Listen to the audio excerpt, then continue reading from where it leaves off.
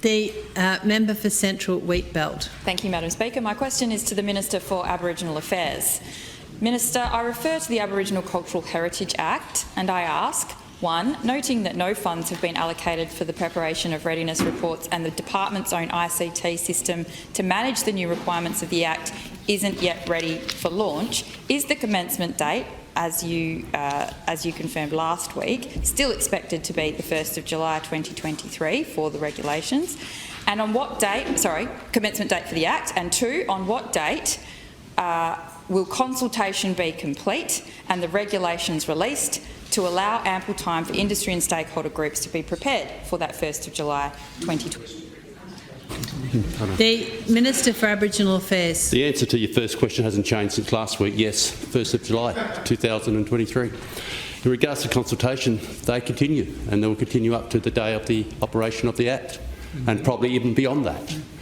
The department has been in constant consultation for over 2 years and the intense consultation in the co-design of the regulation, something that your side would never have engaged in. Co-design would be something that you would never have contemplated. Right. We have contemplated that. We have spoken to resource industry, Farmer Federation, the Pastoralists Association and our local government, etc., etc.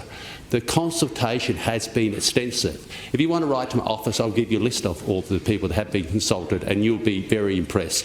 So don't worry about consultation. It continues and it will even continue after the Act, and the Act will commence on the 1st of July 2023. A supplementary question. Thank you, Minister. At what point will the regulations be released so those stakeholders that you are talking to on a regular basis, as you say, can actually prepare themselves for the commencement of the Act, raised by stakeholders with myself? The Minister. It was interesting that last year when you were Leader of the Opposition, I don't think you engaged in the debate on the bill at all, or the year before actually. In regards to the regulations, they will be published shortly. They will be published shortly. But in regards to the regulations, it's been a co-design process. Right. The groups, the various interest groups, know the details of a lot of those regulations. You haven't been involved at all. You weren't involved in the debate in Parliament. You were Johnny-come-lately on this issue. So don't now try and become the expert because a few people have contacted your office. I can tell you now there's been extensive consultation. People... Order, You're please. Incredibly rude.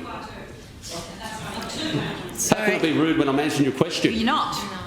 So you would not know. You would not even know what's in the Act. You would not even know what's in the... Minister, if you can just pause for a moment. This is a supplementary question. Member, I'm going to ask you to not continue to interject. And Minister, if you could conclude your answer shortly. You would not even know what's in the Aboriginal Cultural Heritage Act. Am I right? Am I right? You know the details? And may I also remind the House, it was your government when you were in Cabinet that sought to...